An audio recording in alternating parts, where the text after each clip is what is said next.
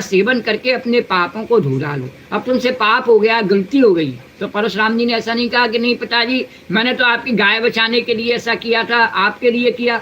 नहीं नहीं, उन्होंने आज्ञा मान ली, बोले हाँ ठीक है, आप ठीक कह रहे हैं, मैं तपस्या करने के लिए आता हूँ। और परशुराम जी तपस्या करने के लिए अपने पिता के कहने पर चले गए। इति श्रीमद्भागवते महापुराणे पारमहंस्यां संहितायां नवमस्कन्धे पञ्चदशोऽध्याय।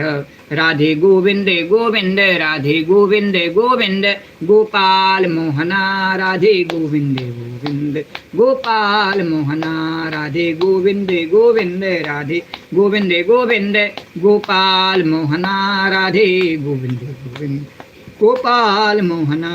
अतः षोडशोऽध्याय। परशुराम जी के द्वारा क्षत्रिय संहार और विश्वामित्र जी के वंश की कथा।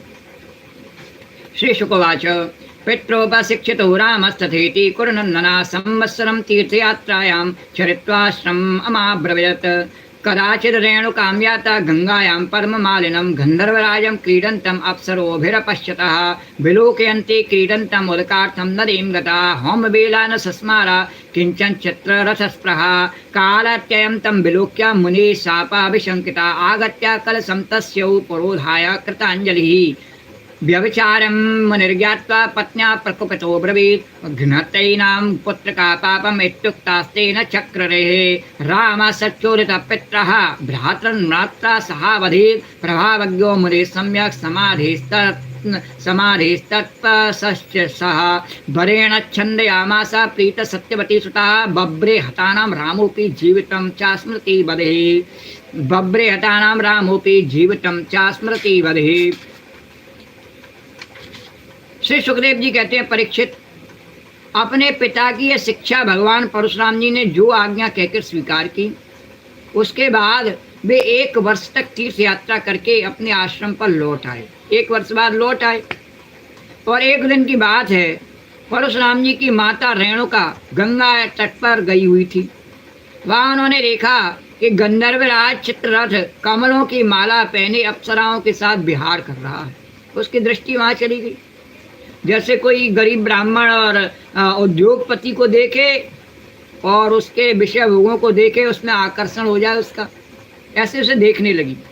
वे जल लाने के लिए नदी तट पर गई थीं, परंतु वहाँ जल क्रीड़ा करते हुए गंधर्व को देखने लगीं और पतिदेव के हवन का समय हो गया। देखने लगी गंधर्व कैसे अपनी स्त्रियों के साथ में वे स्नान कर रहा है, हास विलास कर रहा है। उनका मन कुछ चित्ररथ की ओर खिंच भी गया। बोले मन में सोचने लगी मेरा पति भी ऐसा ही होता।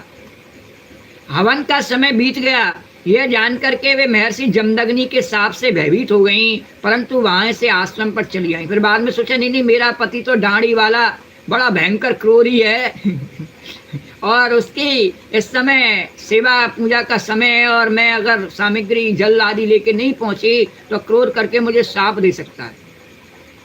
तो भयभीत हो गई और तुरंत वहां से आश्रम पर चली आई। वहां जल का कलश महर्षि के सामने रखकर हाथ जोड़ के खड़ी हो गई।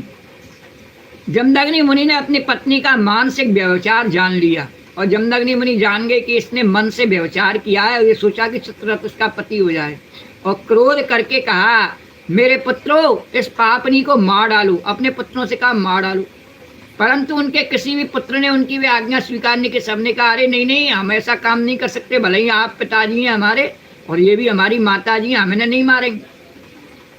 इसके बाद पिता की आज्ञा से तो परशुराम जी से कहा कि तुम मेरी आज्ञा मानो। तो परशुराम जी ने उनकी आज्ञा मान ली और परशुराम जी ने माता के साथ सब भाइयों को मार डाला।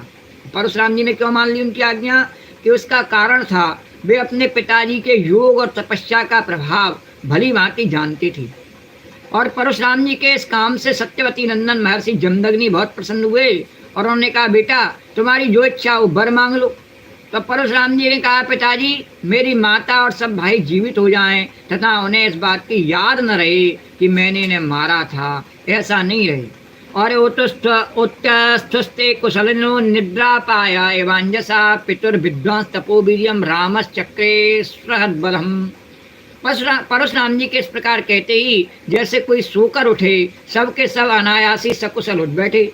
और परशुराम जी ने अपने पिताजी का तपोबल जानकर ही तो अपने श्रवणों का बल किया था। उन्हें पता था कि उनके पिताजी सब कुछ कर सकते हैं, समर्थवान हैं। ऐसी लीला उन्होंने करके दिखाई। श्री कृष्ण।